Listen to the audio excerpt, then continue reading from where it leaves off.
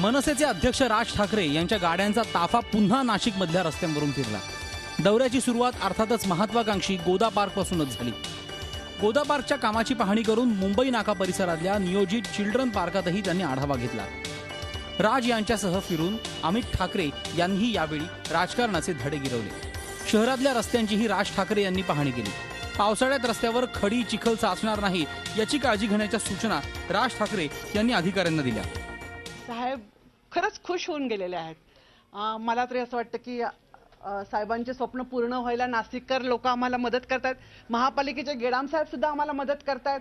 बाकीच्या पक्षाचे लोक सुद्धा आम्हाला मदत करतात की नाशिक शहरासाठी आपण काहीतरी देणार आणि ते आपण देतो आहोत आणि साहेबांचं स्वप्न अशा रीतीने सगळेजण पूर्ण करण्याचा प्रयत्न करतात। राज ठाकरे यांचं गोदा पार्कचं स्वप्न साकार होत असलं तरी नाशिककरांचीही काही विकासाची स्वप्न अपूर्ण आहेत। शहरातल्या नागरिकांना मूलभूत सोयी सुविधा कधी मिळणार?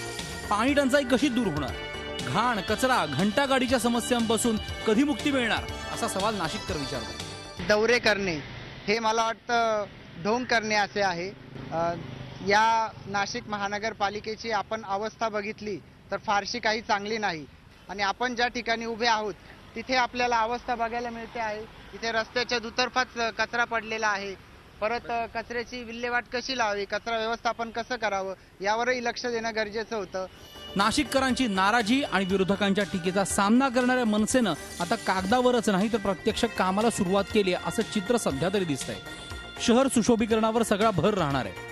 नाशिक शहरातली सगळी वाहतूक बेटं सुशोभित केली जाणार असून खाजगी विकसकांच्या माध्यमातून उद्यानांची देखभाल केली जाणार आहे। शहरात येणाऱ्या प्रत्येक रस्त्यावर वृक्षांच्या माध्यमातून हिरवळ तयार करण्याचा राज ठाकरे यांचा मानस आहे। अर्थात कुंभमेळ्याच्या तयारीत अडकलेल्या प्रशासनाकडून नवनिर्माणाची सुशोभीकरणाची ही कामं पूर्ण होणार का असा सवाल उपस्थित होतोय। Mukul Kulkarni, Zee Media, Nashik. Zee 24 तास रहा एक पाऊल पुढे।